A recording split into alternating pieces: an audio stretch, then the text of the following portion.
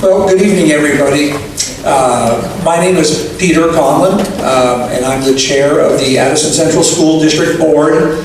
And welcome to the third night of our forums on building our future and the development of our facilities master plan. I do see some familiar faces here from previous nights, and I apologize if you get a little bored in the same presentation. All right, let me see if our technology's going here. I think I got to turn this on.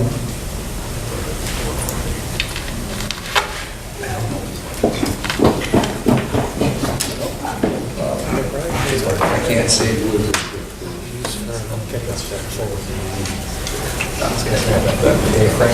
I'm having trouble with the on-off switch. All right, just to talk a little bit about welcomes and introductions we'll get to, but just to let you know about the format tonight and a couple other things. Number one, just outside the auditorium are the renovated bathrooms. I always like to point that they're renovated over a few years ago. It was one of the first decisions that I got to help shepherd through as chair of the school board, and I'm very proud of our renovated bathrooms. Tonight, we're going to begin with an informative presentation to sort of give you a background of how we got to be where we are tonight, some of the high-level data that we're using, that we're asking you to use as we continue the conversation. And after the presentation, we'll be moving out to the smaller tables you saw in the cafeteria. And that's really the place for your questions and your comments, and that's what it's designed for. At each table, there will be a facilitator, a member of our teaching staff, or our community, or our school staff, or a board member, as well as there will be multiple other board members at tables throughout the cafeteria. So there will be plenty of resources there to answer your questions as we go through this, and also to help along with the conversation. In addition to that, our superintendent, Peter Burrows, our business manager, Brittany Gilman, and I will be sort of circulating among the tables to help out with any further questions that you may not be able to get answered at the table. I would like to just take a moment and introduce or have our board members stand up and give a wave. These are members from throughout the 7 towns of our community. Board members, if you wouldn't mind just standing up and waving. Some are in here, some are out prepping the tables. And then we also have members of our steering committee, and we'll tell you a little bit about the steering committee, who are acting as our facilitators. So again, the format for tonight is a basic presentation here, and then we move out to the smaller tables with facilitators, with board members, and lots of information and lots of time and good atmosphere for questions and comments. There will be a facilitated conversation out there, and it's one that's going to be very similar to one that the board went through during a number of retreats to sort of get at some of our thinking and some of our values as we move forward through this conversation. So just a little discussion about how we got to where we are tonight. Start with the second sentence first, our commitment to being stronger together. That really goes back to the time when we were discussing unification and really the thought that as we face some of the headwinds that we are facing, that rural Vermont is facing, that rural America is facing in terms of declining enrollment and higher costs, that we could face these challenges better as a single unified district than we could on our own. And that was really our commitment to being stronger to get there, to being stronger together, excuse me. How we got to where we are today is really some of the first actions of the new unified board a couple of years ago. One of the things that we first talked about was the idea of moving our 6th graders into the middle school to have a 6, 7, 8 middle school program. And that was looked at for a number of reasons, from efficiency and economics, but more importantly to equity and aligning with our International Baccalaureate program. And what we had was a group of folks, educators, citizens, board members, really take a deep dive into that question. And that group of folks came back with a recommendation that for all of those reasons, it would in fact be a good idea to have a 6, 7, 8 middle school. But what they didn't take into account is really what were the kind of cascading ripple effects of that, more on the ground and in our schools, of having one grade level be moved to the middle school. And it really became apparent that that was a very big question and a very challenging question. And what we decided is that we really need to look at that question in a bigger context. And that is, to really look at our schools, at our school buildings, at our smaller communities, and come up with a plan that addresses not just the needs of our 6th graders, but the needs of our schools and our school buildings.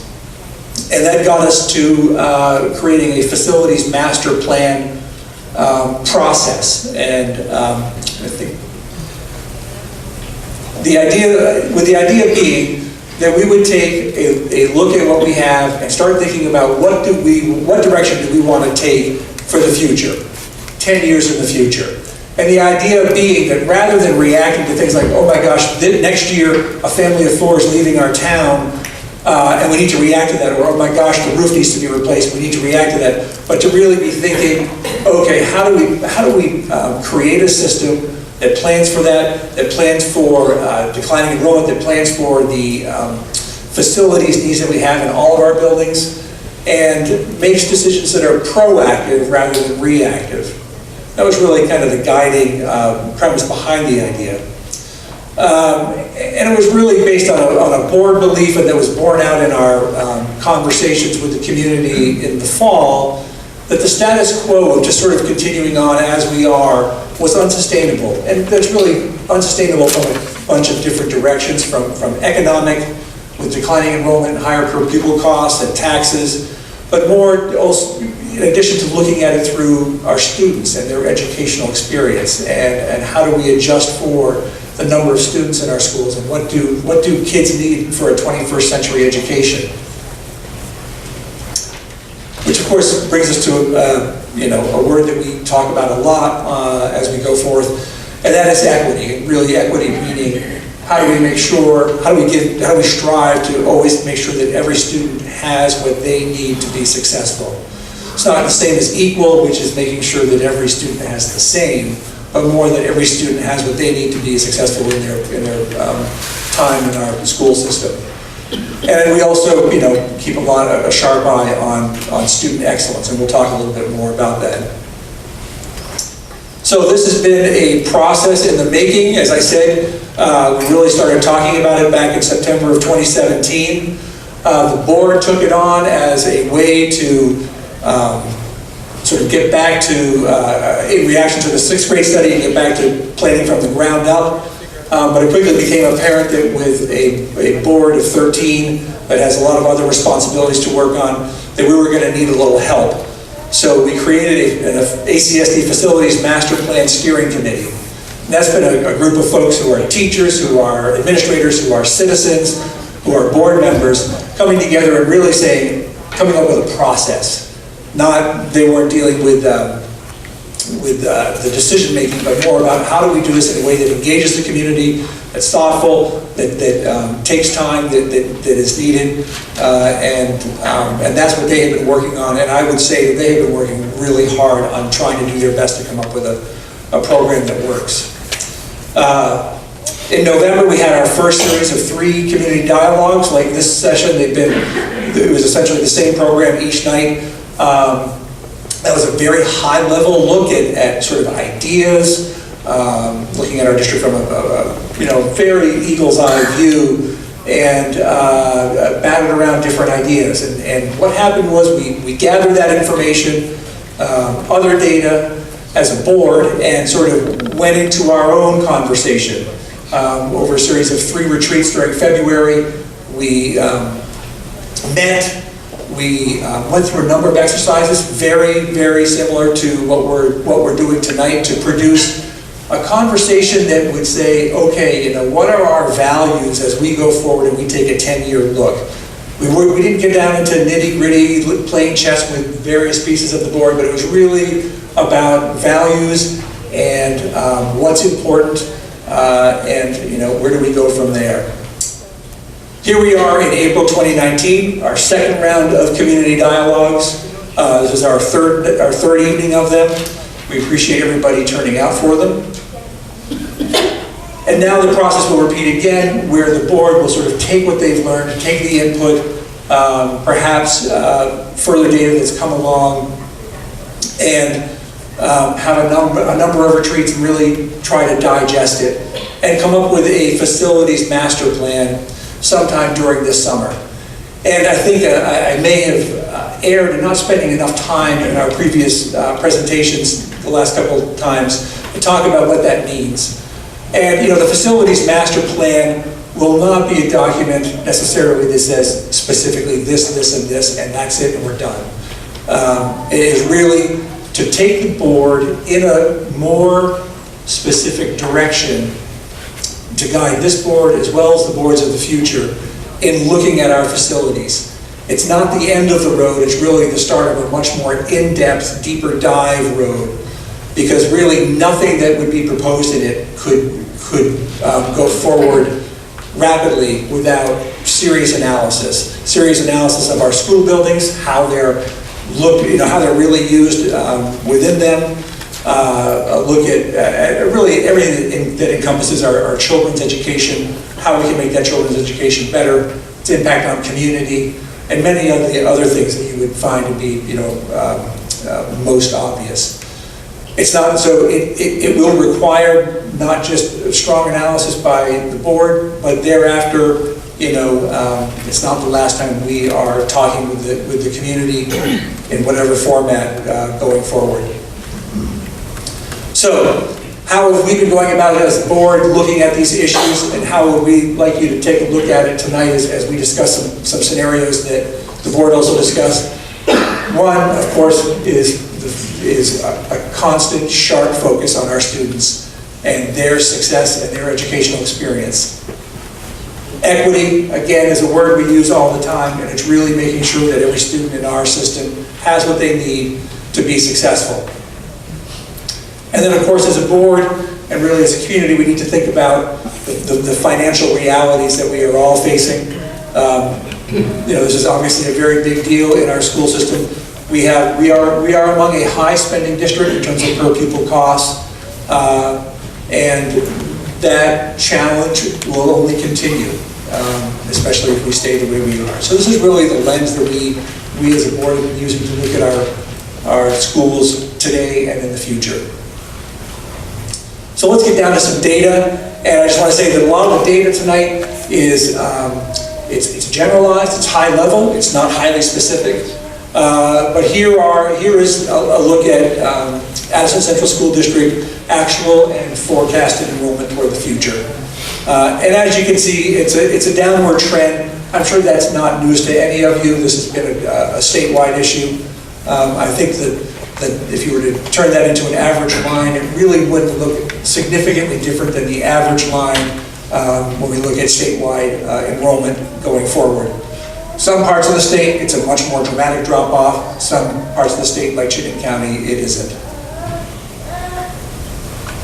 Again, a general look at our district-wide classroom utilization. This is not a look at how every classroom is being used, but really a look at number of classes that we have, number of classrooms that we have generally.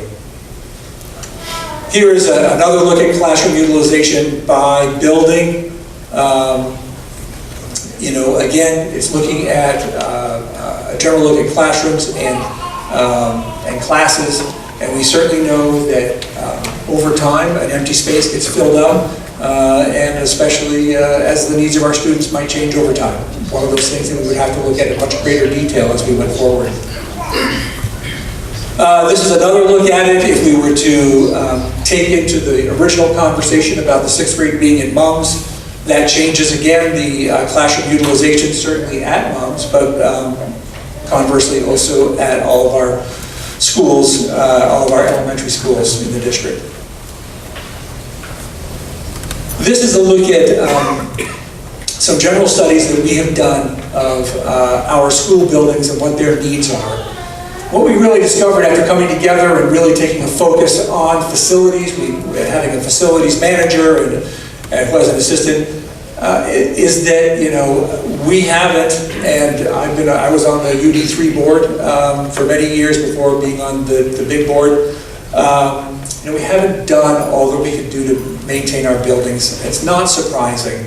As we have faced increased costs, as we have faced increased per pupil spending because of declining enrollment, when you're a small school board, you're having to make a difficult choice between a program and a boiler, or a program and a roof, or a program and doing something that you don't even need to do, but it would be a nice upgrade. You're generally going to err on the side of making sure the educational programs are intact. So there's been a lot of deferred maintenance.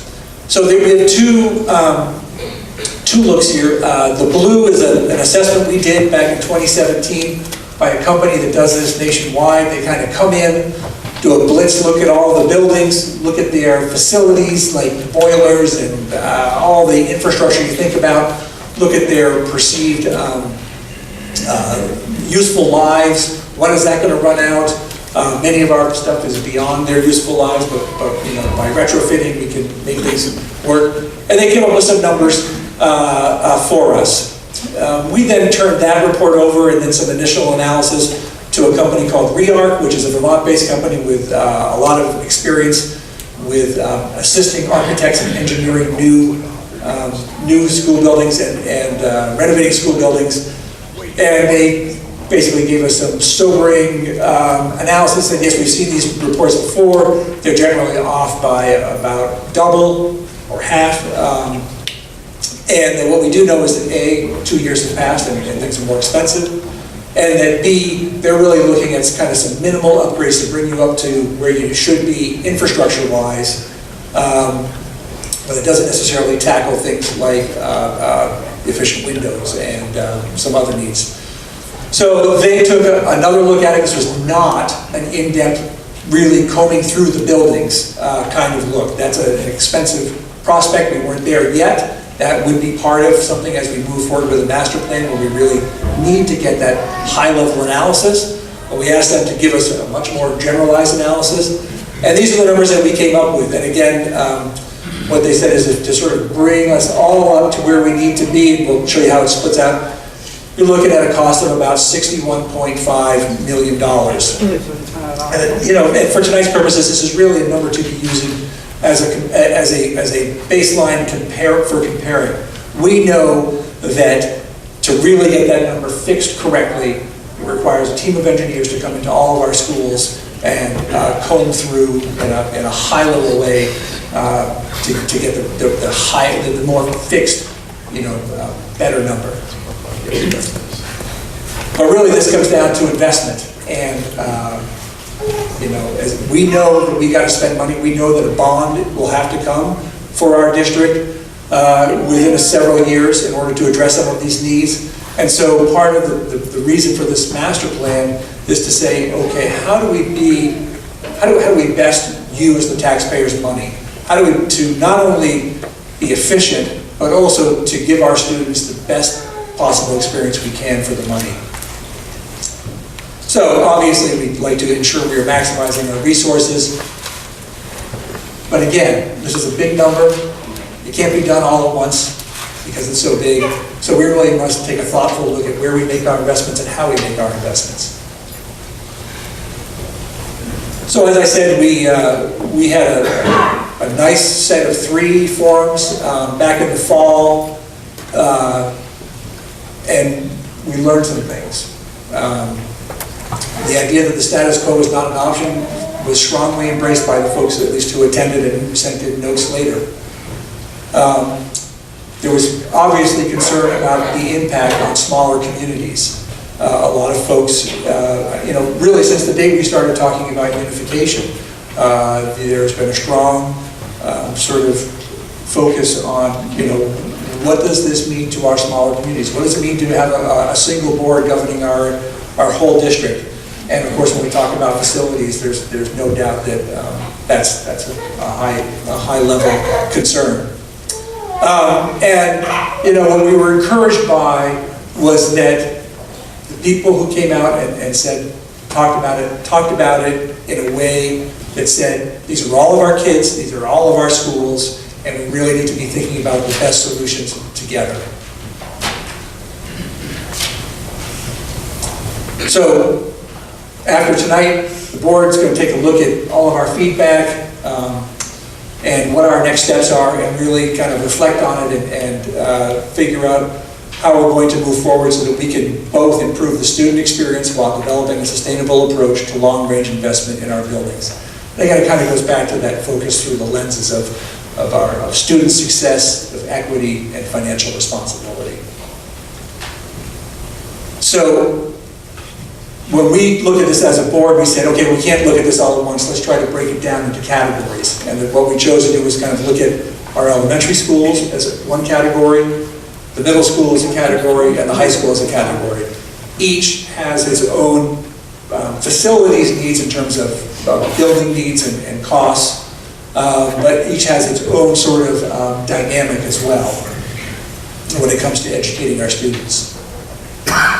So again, I think I repeated this enough, but I need to go over it again. So what we did as a board is we took a lot of the ideas that came forth from our fall public forums and broke it down into a bunch of scenarios to look at. And these were to sort of look at, okay, what are the pros and cons? We really just had a pros and cons exercise.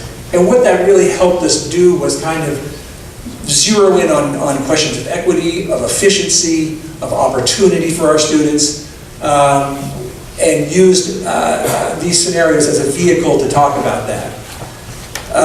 And we also, of course, talked about them from a financial perspective. So sort of using the kind of high-level look, the broad look at our facilities needs, and again, these are much more for comparison's sake. These are some of the options that we looked at, and these are some of the options we're going to ask you to sort of weigh in on when you go out in the discussion area. They obviously they aren't saying that these are the only options that are available as we move forward with the master plan, but these are the options that we talked about, and we felt that they really were a discussion that helped get people focused on what their values are for our students' education. So, one thing we sort of batted around is, well, the elementary level is, what would it look like if we just had one elementary school for all of our students? What would that mean? It obviously has some very obvious pros and cons. It sort of solves the question of equity because everybody would be in the same school with the same access to resources, but it would be an expensive proposition. It's not up there, but I think that at most of the tables the other nights, it would create a heck of a lot of traffic in downtown Middlebury. The one elementary school concept is to just put some kind of guardrails around it. We kind of said, well, let's pretend it's an elementary school in Middlebury, probably at the Mary Hogan site, since that's designed to have an elementary school. And we sort of went forth and looked at that using a lot of this information. So in strictly financial terms, it would, of course, produce a savings of some kind, in this case $2.4 million. Again, rough estimates, because of all of the money we wouldn't be spending on other costs, all of the costs that are associated with operating 7 elementary schools. But of course, it also comes with a very high cost, long-term cost in terms of having to float an enormous bond to create a school that would accommodate so many students. The year one number you see there is really just a look at what a bond would cost per year. Option 2, we batted around. How about the idea of having just 2 elementary schools? You can think about where or whatever, but maybe one's too big, maybe 2 would be better. It also sort of gets at the equity issue, although perhaps not as much as having one school. It has different financial bearings. It would probably cost even more because you're building a brand new building, plus probably renovating Mary Hogan as the existing building. We didn't pick a place where the second elementary school would be. We didn't pick who would go there. We just talked about it as a concept. And again, the operational savings are developed from those costs not incurred by only operating 2 schools instead of 7. And these come with some very obvious strengths and some very obvious weaknesses. Building a new school is no easy task and no inexpensive task, but there are also significant cost savings. So in this case, you would see some savings per year that are significant, maybe not as significant as the required investment costs of floating a bond. Option 3, we just sort of broadened it again and said 3 elementary schools. And in this case, we sort of put guardrails around it again just to sort of keep the conversation limited, and said this would be using 3 of our current footprints, well, expanded footprints. So I think we could assume that one, in order to have 3 elementary schools, one would be Mary Hogan, renovated to the standard that would be appropriate. And then 2 other locations, we didn't pick any of them out, we just sort of said 2 of our existing locations in order to have a different financial look. We know that if you were to go with 3 elementary schools using 3 of our footprints, it would also require significant investment in order to expand and renovate what we need to accommodate all of our students. So again, with the numbers, savings, year 1 really reflects the cost of a bond, and then you tend to get a little further away from potentially from equity, maybe a little further away from cost savings, but you're getting a little closer to the smaller school experience. Anyway, these are a lot of the strengths and weaknesses that we talked about, but these are really some of the things we'd like to have you analyze and talk a bit about. Option 4 is the idea of essentially using what we have with 4 to 6 elementary schools. The numbers you see before you are really looking at 4 as a concept. We know that something like this really doesn't have a year 1 investment because, as you saw in some of the capacities, we could actually do this, we could accommodate the numbers, but it doesn't solve the fact that we also have some significant building needs regardless. And so the $20 to $25 million is again the bond, and then you have the savings up above. These numbers reflect 4, they don't reflect 5 or 6. And again, the strengths and weaknesses are the ones that, as you get closer to one goal, you move away from another goal, and it's got pros and cons, and we look forward to hearing what you think are the pros and cons on this. We also need to talk about our secondary, or our middle school and high school investment. They are not without their needs. It's a little easier to talk about that more in a sort of facilities way of looking at it, because all of our students already attend these schools. The issues of equity, the issues of access are all, a little, don't really exist because they're all there and they all have access to the same resources. MUMS is not surprising, it's really one of our newer buildings. It's been well maintained. It needs some help. The high school, a much older building based on a design from Phoenix, Arizona that used to have open doorways going between the buildings.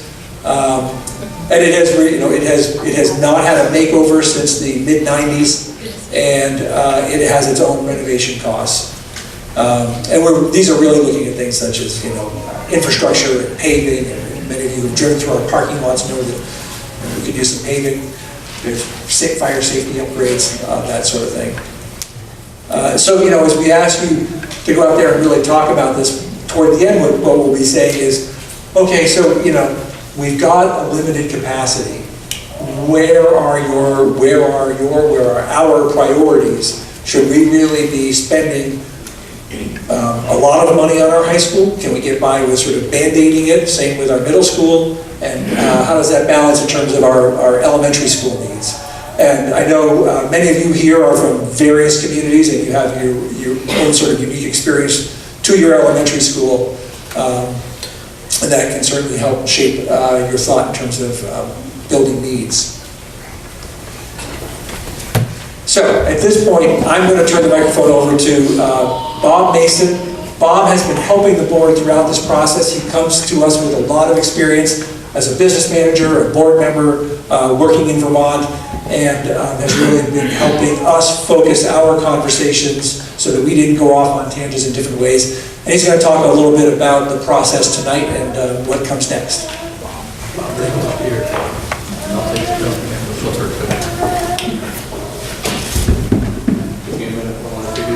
Can you all hear me there? Okay, I'm going to guide you through the rest of the process, which will include you walking out the door and joining in conversation with each other. You're going to be asked to analyze 4 options as Peter has described. We have these flip charts, pieces of paper that we're going to ask you to write observations on Post-it notes and put them on either the side that calls it a strength or the side that calls it a weakness as you converse about them in your groups. We'll break you out into groups of 8 as you leave the room. You'll get a little letter that designates the table you should sit down at. Our reason for that technique is we prefer that you have a conversation with members of the larger community, not all from your own town. So if you can help us with that process, if you sit at your table and find out you know everybody because they live next door, if you wouldn't mind, get up and move to a table where you have an opportunity for a richer conversation. You're going to be in groups of 8 or 9, depending on the numbers when we get out there. You'll produce, as part of your work over the next hour, an analysis of the 4 options Peter described with strengths and weaknesses, and then you'll flip and do the total investment kind of prioritization. If you could step back just a little bit, Peter has described a need to invest $60 million possibly in the facilities of your unified district. It is impossible to get that all done next year, so the board will be struggling on which corner of the community they start in, which side of the schools they start in, how they might prioritize it. They'd love your input on what comes to mind in your mind if you were sitting in the board seat, where you would begin the process. So that's what that final prioritization task is. So you're going to produce a sheet there in the same way you did the other ones. The whole purpose of all this is to gather valuable input from all of you as community members to the board as they continue the process of kind of moving this into an actionable plan sometimes in the future. So we're really interested in your input. We appreciate your being here tonight. Again, emphasizing kind of the rules of the road for this dialogue. You should focus on the elementary options first in sequence 1, 2, 3, and 4, and then we'll move you to talk about prioritization. I will be at the microphone out there signaling if you want to be on schedule, you should be moving to the next option, so you'll hear my voice out there about every 8 minutes. We want you to record observations on Post-it notes. We're going to attach them to the flip chart paper, and then we're going to somehow figure out a way to get them shared with everybody on the board and everyone in the room. You will have a facilities committee member at each table, a steering committee member, and possibly a school board member to assist with the process. If you have questions, they will be able to answer them at that point in time. They will introduce you to a concept of a parking lot. If your question or your observation is significant and important to the board's dialogue, but not necessarily work on these 4 options, we want that input. We're going to put that on a final sheet of paper that says it's a parking lot for items that weren't spot-on work necessary to do the first thing. But we want that input, or the board does. As I said earlier, we're going to allow 8 minutes for each option. You'll hear my pleasant voice out there in the room when you should move on to the next option. And then lastly, this is the prioritization option. If you struggle with this one, think of the $60 million having to be done all at once. Where would you start? What would you do first? What would you do second? Lastly, we're going to ask you to do a little more work as we wrap up. You should review the work that you've done up until this point. We're going to ask you to develop 3 takeaways. If you reflected on what you've done for this next hour, what 3 things do you think you should share with the board and make sure they were aware of? So you have an opportunity to identify 3, we call them ahas, that kind of capture 3 nuggets from the work that you've just done. The steering committee will gather all that input that you've produced. and share it with the board shortly after this process concludes. This shouldn't be the last time you ask questions or identify concerns. If there are things still in your mind at the end of tonight's journey, you want to get them on paper and to the board, we have an email, grandchallenge@acsdvt.org, to accept those. We gladly would be inundated with additional questions and concerns, so we have even a more fuller picture of the sentiment of the community. So that's the process. After you finish, don't leave. Peter will come back on the microphone and kind of wrap up the evening's work for you all. I appreciate you all being here. We're going to ask you now to leave out through the back doors, get a table assignment for beginning the next segment of the process. And thank you all very much.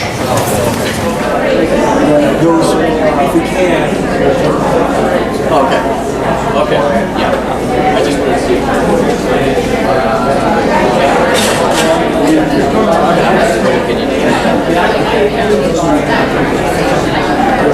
Just have your attention for a moment.